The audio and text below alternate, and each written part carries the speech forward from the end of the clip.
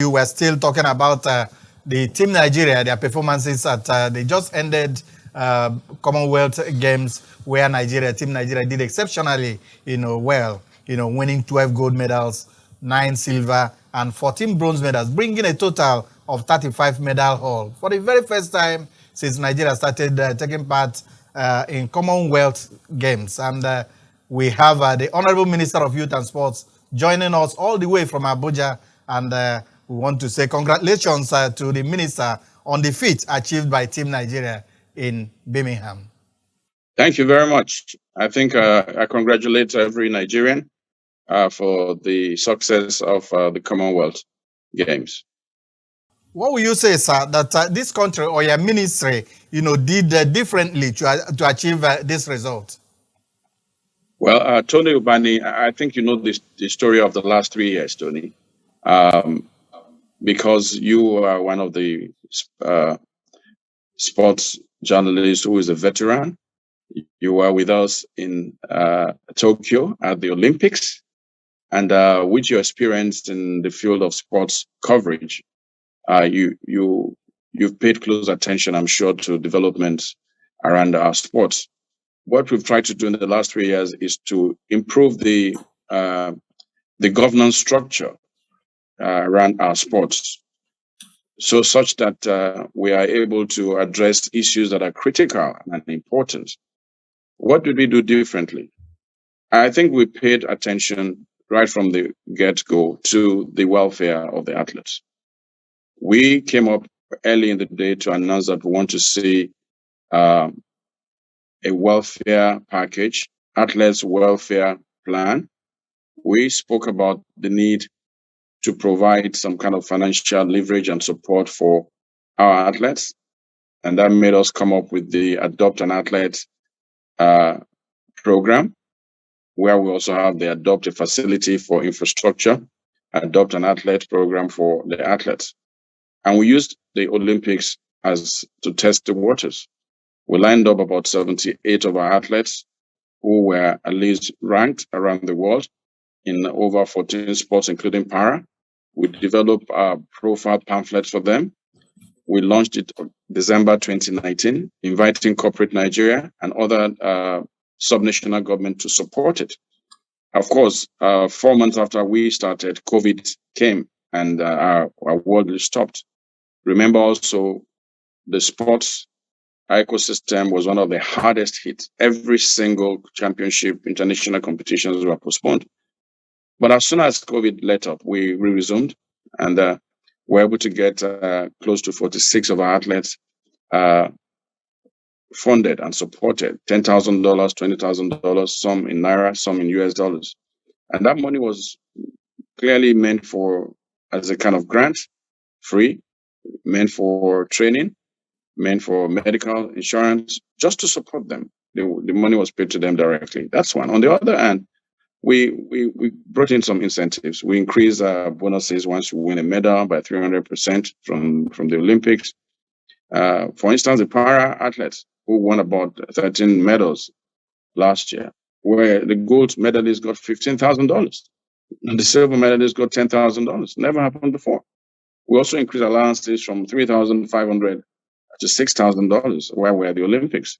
But also, I think what's also most important is that we kept all these athletes on Team Nigeria, and we moved them from one competition point to another. We got them through the necessary qualifiers. When you recall, from the All African Games in 2019, and then we moved on. We had went to Serbia, we went to Mauritius, we went to Kenya. We brought them home for national trials, back to back, July last year, and then this year we had classics. So just the way it was for athletics, it was for wrestling, and all of that came together. But let me say this: whatever the outcome that we now celebrate, the kudos must go to the athletes, individually and collectively, for keeping the team spirit as Team Nigeria, working together, supporting each other, helping each other, running against each other. That was very important. Secondly, each one of them had logged in hours and hours of training. Each of them had gone into so many competitions, almost burning out. Okay, thank you so much, and thanks to the athletes, and of course, the minister giving kudos to the athletes, and of course, we also give kudos to the minister, for his welfare package for the athletes. Honorable Minister, how sustainable is this achievement going forward? Well, it's very sustainable because you first look at the parts that came together. Focus must be on the athletes. Focus must be on their welfare. Secondly, we must make sure that we present these athletes for as many competitions as possible and qualifiers as the case may be. They said iron sharpened iron. When they compete against others from other countries who also run competitive time, it makes them really, really good and it hones their skills. But also, I think that continue to enjoy the financial support of the federal government in terms of increased budgets and budgeting for sports development and for competitions will help. Finally, I think that rolling over the Adopt an Athlete initiative would help. Imagine if they get another second year of financial support from Adopt an Athlete, and then they get another one in the Olympic year. So in the original plan, it's a rollover. We hope that we'll be able to get them supported all the way to France 2024. Okay, while Nigerian athletes were mining gold out there in Birmingham, we noticed that there were coats of many colors, among, the team Nigerians. Honorable Minister, why were we unable to have a uniform kit for our contingent at the games? It's not an issue. People are making a mountain out of a molehill. Exactly 2 weeks before we departed, about 300 to 350 complete kits were delivered to the Ministry of Youth and Sports Development. I saw the first contingent. Every single person on that contingent had their kits on. The pictures were all in the media. People just want to play to an old story. You understand what I'm saying? We gave every federation these kits, almost a 10-item kit. Now, you must understand, there's the Team Nigeria General Kit, which the ministry is responsible for. If we take 100 people, 100 athletes, 120 athletes, we have to provide those general kits. The ministry procures them. That was delivered 2 weeks ahead of time. It had a tracksuit, it had a polo shirt, it had stockings, it had sneakers, it had a backpack, it had a roller. Everything was intact and it was shared. Now, the second kit is the equipment that each federation or sport wears. These are specialized. What the wrestlers wear for competition is different from what the track and field athletes wear. That distinction is there. We've always said it. The ministry releases money directly to the federation. The federation goes ahead to procure it. They negotiate with manufacturers, and they agree on the type they want, the color they want, and the delivery time. That's out of the purview of the ministry. So various federations have different delivery time. What's important is that the kits are delivered before the athletes compete. So the BBC story, the AFP story, we faulted it, we refuted it, we came out very strongly against it, and I was there and in Birmingham.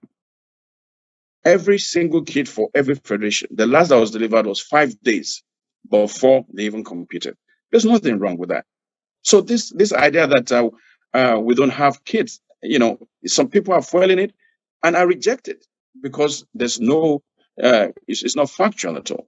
It's not factual. Okay, Honorable Minister, thank you so much. It's not every time that we see the Honorable Minister. Let's talk a little bit about football. Ahead of the Nigeria Football Federation election, what is the role of or the position of the ministry to ensure that the election, will go smoothly and uninterrupted, by court cases, as it were, in the past? Well, first, when it comes to court cases after federation elections, it has become almost the norm. Nobody can stop anyone from going to court. And we see that more often than not just the NFF, the Badminton Federation, and several other federations, people do really go to court. You can't stop the right of people to go to court to challenge a process that they think was unfair to them. So I'm not worried about what court cases will come. We hope that the elections will go smoothly. But also, what's our position? I think the government position has been made clear in the letter that was written several weeks back, in which I conveyed Mr. President's directive, clearly to make sure that, look, at the end of the expiration of that tenure, you're expected to conduct an election. If there are any encumbrances, it's important to get them out of the way. Those that went to court came out clearly and said, look, we're going to take the case out of court. They've taken the necessary steps. I think the status is very clear about the process of election, the election committee, the appeal committee. So like I said, we expect that the NFF will do the right thing. We have already conveyed the expectations of the ministry, the expectations of the federal government, the expectations of Nigerians is also that the NFF does what is right. Like I've said repeatedly, we're watching very closely. We're watching very closely. We're walking the fine line also, because we know that football is very important. We know that the transition we get is very important to what happens eventually. We've seen quite a number of people who are interested. This time we have quite a number of potential candidates. I hope Nigerians and lovers will be satisfied with the outcome of that election.